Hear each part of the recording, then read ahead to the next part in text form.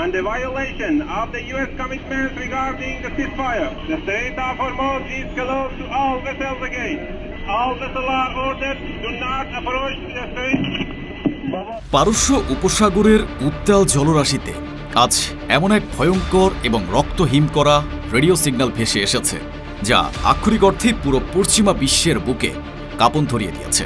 আন্তর্জাতিক মেরিটাইম ফ্রিকোয়েন্সিতে VHF রেডিওর স্ট্যাটিক শব্দ চিরে হঠাৎ করেই ভেসে আসে অত্যন্ত গম্ভীর এবং চরম আত্মবিশ্বাসী একটি কণ্ঠস্বর।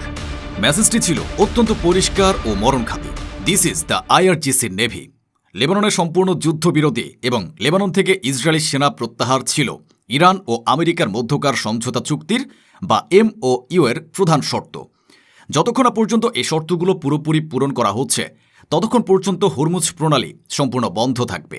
নিজেদের নিরাপত্তার স্বার্থে সমস্ত বাণিজ্যিক এবং সামুদ্রিক জলযানকে হরমুজ প্রণালীর দিকে না আসার জন্য কঠোর নির্দেশ দেওয়া হচ্ছে। যে বা যারা এই নির্দেশ অমান্য করবে তাদেরকে সরাসরি টার্গেট করা হবে এবং ধ্বংস করা হবে। এই একটিমাত্র রেডিও ট্রান্সমিশন বা অডিও বার্তার পর পুরো পেন্টাগন এবং হোয়াইট হাউসে আক্ষরিক অর্থেই পিনপতন নীরবতা নেমে এসেছে। বিশ্ব অর্থনীতির সবচেয়ে বড় ধমনী, যেখান দিয়ে প্রতিদিন বিশ্বের 20% জ্বালানি তেল পারাপার হয়, সে হরমুজ প্রণালীকে ইরান আবারও সম্পূর্ণ অবরুদ্ধ করে দিয়েছে। এ চরম এবং ধ্বংসাত্মক পদক্ষেপের পেছনে রয়েছে আমেরিকার চরম বিশ্বাসঘাতকতা। মাত্র কিছুদিন আগেই ডোনাল্ড ট্রাম্প প্রশাসনের সাথে ইরানের যে সমঝোতা চুক্তি বা MOU সই হয়েছিল তার অন্যতম প্রধান শর্ত ছিল লেবানন থেকে ইসরায়েলি বাহিনীর সম্পূর্ণ প্রত্যাহার এবং একটি স্থায়ী যুদ্ধবিরতি। কিন্তু আমেরিকা তাদের অদূরে মিত্র ইসরায়েলকে নিবৃত করতে ব্যর্থ হয় এবং ইচ্ছাকৃতভাবেই তারা চুক্তি ভঙ্গের খেলা শুরু করে। ইসরায়েল লেবাননের মাটিতে তাদের আগ্রাসন চালিয়ে যাওয়ার দুঃসাহস দেখায়, আর ঠিক এই অহংকারের চরম জবাব দিতেই IRGC তাদের ব্রহ্মাস্ত্রটি ব্যবহার করেছে। তারা বিশ্বকে বুঝিয়ে দিয়েছে যে কাগজের চুক্তিতে স্বাক্ষর করা এক জিনিস, আর সে চুক্তি বাস্তবায়ন করতে বাধ্য করা সম্পূর্ণ অন্য জিনিস। হরমুজ প্রণালী বন্ধ করে দিয়ে ইরান মূলত আমেরিকার ঘাড়ের উপর অর্থনৈতিক তলোয়ারটি বসিয়ে দিয়েছে। বিশ্ববাজারে মুহূর্তের মধ্যেই তেলের দাম আকাশচুম্বী হতে শুরু করেছে। আমেরিকার $1 ট্রিলিয়ন অর্থনীতি আজ সম্পূর্ণ জিম্মি হয়ে পড়েছে IRGCর কয়েকটি স্পিডবোট এবং অ্যান্টিশিপ মিসাইলের কাছে। কিন্তু দর্শক, জিওপলিটিক্সের দাবার বোর্ডে আসল খেলাটি শুরু হয়েছে এর ঠিক পরপরই। ইরানের এ সাহসী পদক্ষেপের পেছনে এবার প্রকাশ্যে এসে দাঁড়িয়েছে ইস্টার্ন ব্লকের সবচেয়ে বড় সুপার পাওয়ার চীন। এতকাল বেজিং পর্দার আড়ালে থেকে কূটনীতি চালালেও এবার তারা সরাসরি তাদের সামরিক পেশি প্রদর্শন করতে শুরু করেছে। আন্তর্জাতিক ইন্টেলিজেন্স রিপোর্ট অনুযায়ী চীনের অত্যন্ত গোপনীয় এবং ভয়ঙ্কর people's liberation army rocket force বা PLARF তেহরানের পাশে তাদের স্পষ্ট এবং চূড়ান্ত অবস্থান নিশ্চিত করেছে। আর শুধু মৌখিক সমর্থন নয়, পেন্টাগনের স্যাটেলাইট ইমেজে ধরা পড়েছে যে চীন তাদের সবচেয়ে ভয়ঙ্কর এবং মরণঘাতী DF-26 ব্যালিস্টিক মিসাইলগুলোকে লঞ্চিং প্যাডে ফায়ার করার জন্য সম্পূর্ণ প্রস্তুত করে রেখেছে। এই খবরটি পেন্টাগনের শীর্ষ জেনারেলদের রাতের ঘুম চিরতরে হারাম করে দেওয়ার জন্য যথেষ্ট। কারণ এই DF-26 মিসাইল কোনো সাধারণ অস্ত্র নয়, এটি হলো একবিংশ শতাব্দীর আধুনিক রণকৌশলের সবচেয়ে বড় গেম চেঞ্জার। সামরিক পরিভাষায় এই DF-26 মিসাইলকে বলা হয় ক্যারিয়ার কিলার বা মার্কিন রণতরী ধ্বংসকারী দানব। এর সক্ষমতা এতটাই ভয়াবহ যে এটি আক্ষরিক অর্থেই আমেরিকার নৌ আধিপত্যের কফিনে শেষ পেরেকটি ঢুকে দিয়েছে। এই মিসাইলগুলো ম্যাক 15 বা শব্দের চেয়ে 15 গুণ বেশি গতিতে উড়ে গিয়ে টার্গেটে আঘাত হানতে সক্ষম। যখন এই মিসাইলটি বায়ুমণ্ডলে পুনরায় প্রবেশ করে তখন এর অসম্ভব গতির কারণে চারিদিকে একটি প্লাজমা শিল্ড তৈরি হয়, যা আমেরিকার যে কোনো রাডারকে সম্পূর্ণ অন্ধ করে দেয়। মার্কিন সামরিক বিশেষজ্ঞদের নিজেদের ভাষায় এই DF-26 মিসাইলগুলো হল মার্কিন নৌবাহিনীর $1 ট্রিলিয়ন এয়ারক্রাফট ক্যারিয়ারগুলোর জন্য ভার্টিক্যাল ডেথ ফ্রম অ্যাবভ বা আকাশ থেকে সোজা নেমে আসা এক অনিবার্য উলম্ব মৃত্যু। এই মিসাইলের গতির সামনে আমেরিকার গর্বের $1 বিলিয়ন এজিস কমব্যাট সিস্টেম বা পেট্রিয়ট মিসাইল ডিফেন্স আজ একটি লাফেবল এগশেল বা হাস্যকর ভঙ্গুর ডিমের খোসায় পরিণত হয়েছে।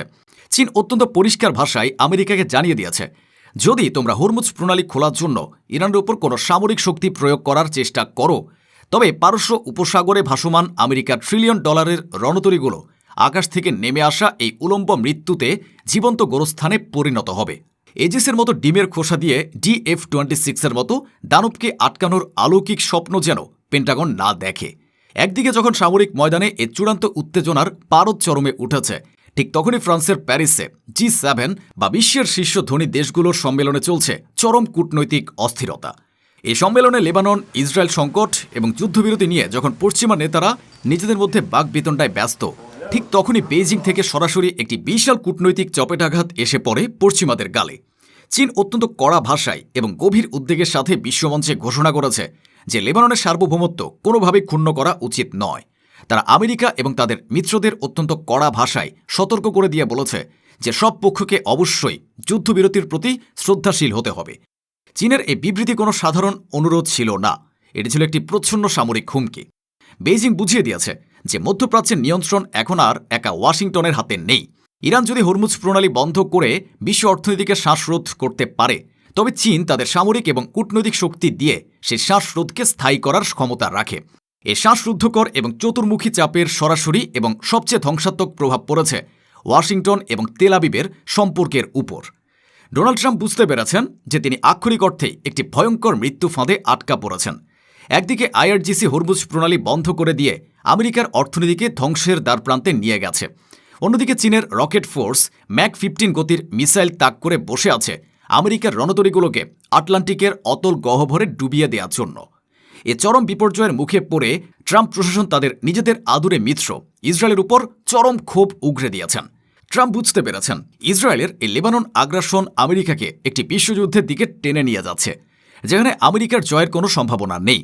তাই ট্রাম্প অত্যন্ত কড়া ভাষায় এবং চরম রাগান্বিত হয়ে নেতানিয়াহুকে অতিরিক্ত সামরিক অভিযান থেকে অবিলম্বে বিরত থাকতে এবং কঠোরতা কমাতে তাগিদ দিয়েছেন।